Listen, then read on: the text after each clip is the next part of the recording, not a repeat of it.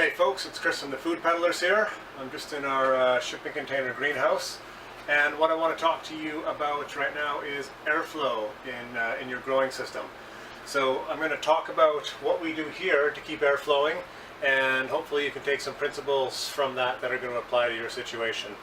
Everybody's growing situation is going to be different, no matter how similar they are. So you need to find a way that's going to work for your system. So I'll talk about what we're doing here, and hopefully you can draw from that. I guess to start out with, the first thing to understand is airflow is really important for two major aspects of growing. Number one is disease control. So as you can see here, we've got a lot of trays really densely packed growing together. And this isn't even a full greenhouse right now. So as you know, probably from growing vegetables outside, the more densely planted you are, the higher your disease risk. Why is that? You've got lower airflow, and usually what you're risking there is fungal disease. Obviously humidity and soil moisture play a role in that, but in those conditions, high humidity, high soil moisture, but with good airflow, your disease risk is going to be significantly reduced. The other thing you want to consider with airflow is microclimates, and even in a microclimate, there's microclimates.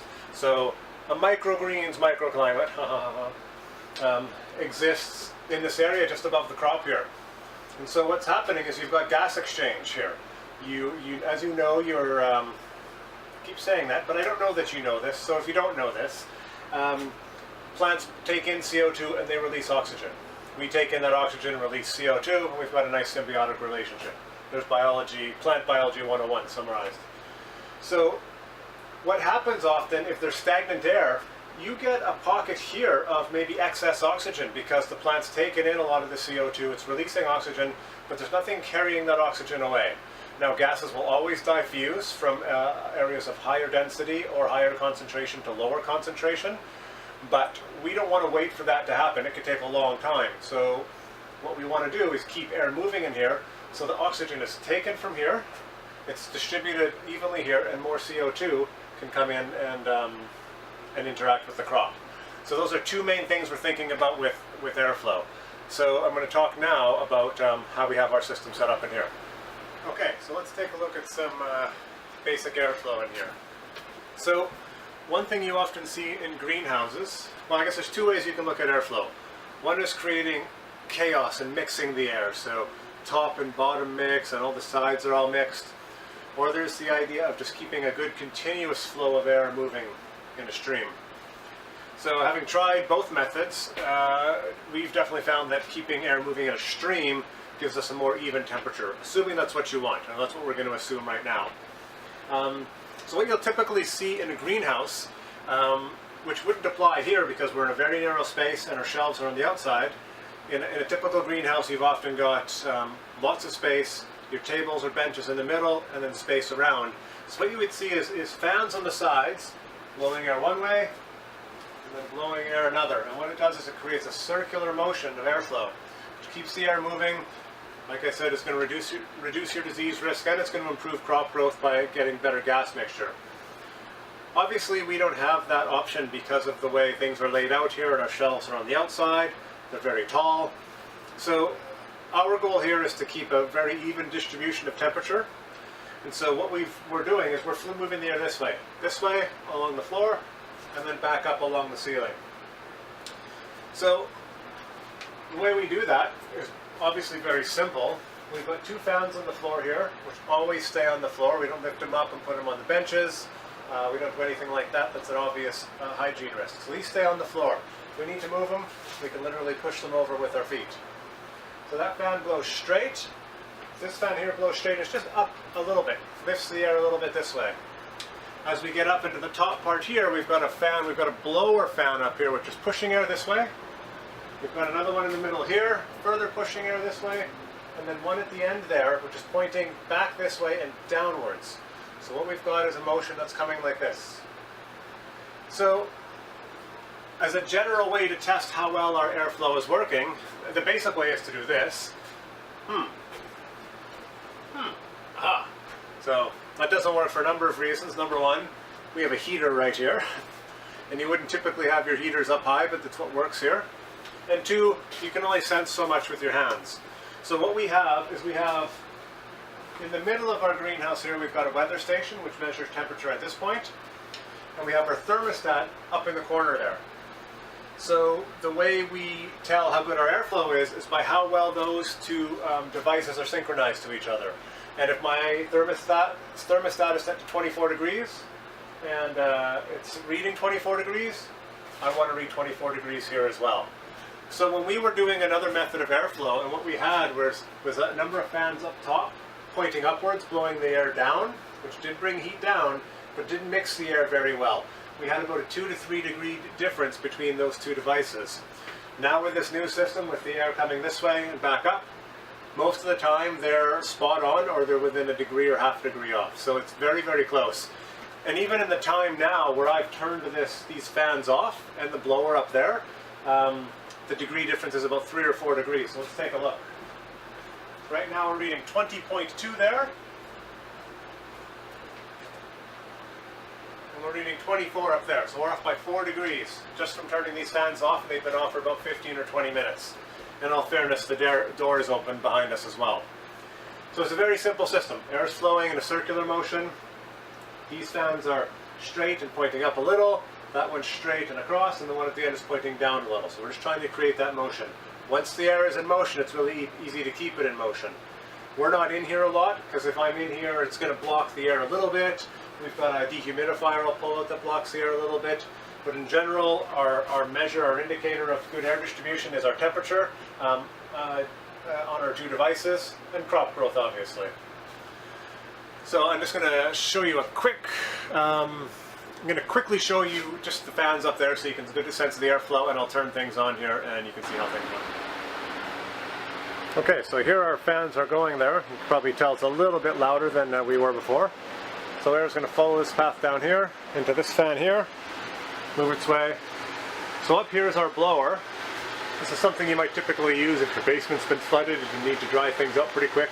So it's pretty high velocity. It moves the air pretty fast. Air moves up this way, as we talked about, skews the lights. We've got another fan here, just sort of about the midway point, and then it works its way down over here to this fan, which is actually pointing down. And I can feel that fan blowing right on my face right now. And I can feel the air being very warm here as well. So I can feel that it's blowing that warm air down. It's a very simple system. We've only got 5 fans in here. We could probably do with a few more, but that's sufficient for us. So we're going to take a look at 2 more things here. We're going to take a look at our ventilator fan there. And we're going to take a look at a few fans we've got in the crops, and we'll talk about a few other concepts here.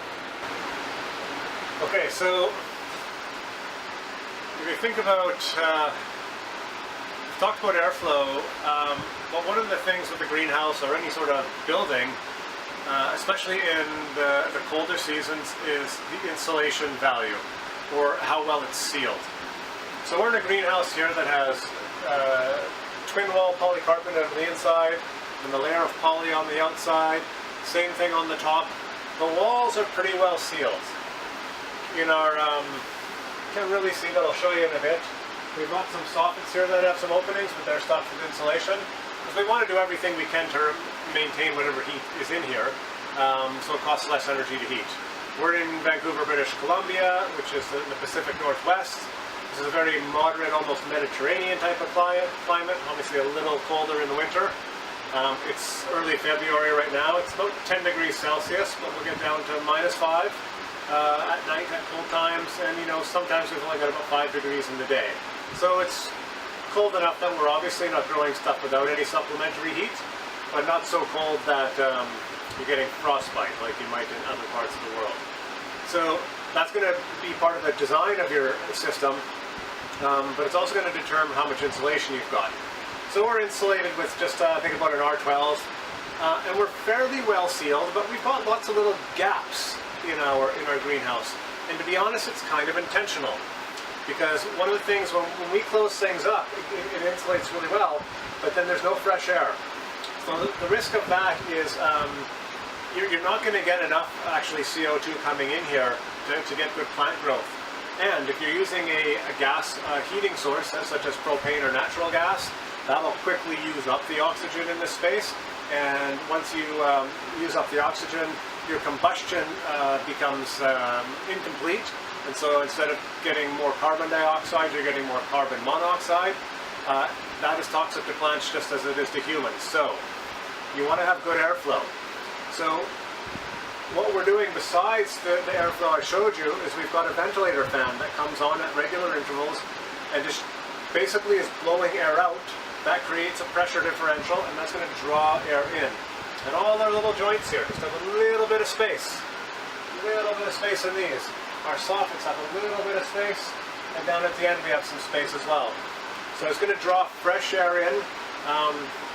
We're currently set to come on for about 5 minutes every hour or so.